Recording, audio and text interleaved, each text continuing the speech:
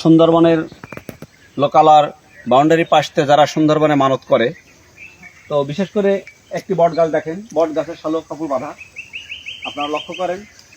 তো এরা এই লোকালয়ের পাশে এই বট গাছটি শালক কাপড় দিয়ে বেঁধে, এবং এরা এখানে কিন্তু পরিষ্কার করে সুন্দর করে লেফাজেফা করে এরা একটা দান বাক্স রেখে গেছে, গাজী কালুর দান বাক্স।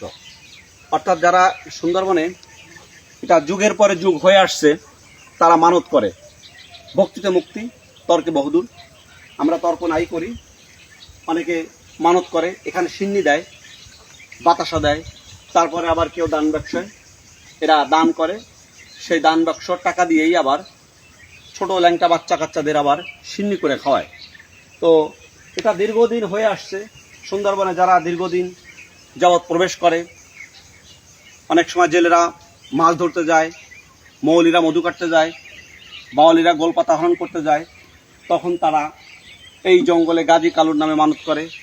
গাজী কালু হচ্ছে মুসলমান ধর্মের, আর মা বনবিবি নামে মানত করে যারা, এটা হচ্ছে হিন্দু সম্প্রদায়।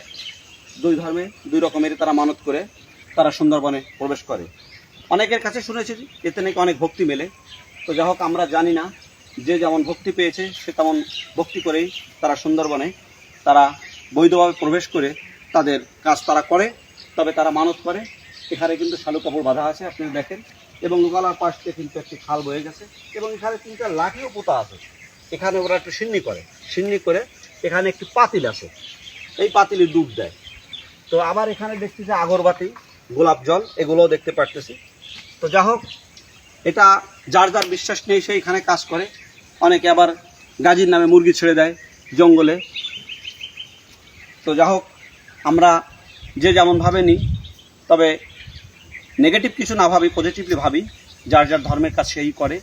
তো যদি কারো আসলে মতামত থাকে কমেন্ট বক্সে আপনারা জানাবেন, এবং পজিটিভলি আপনারা জানায়েন।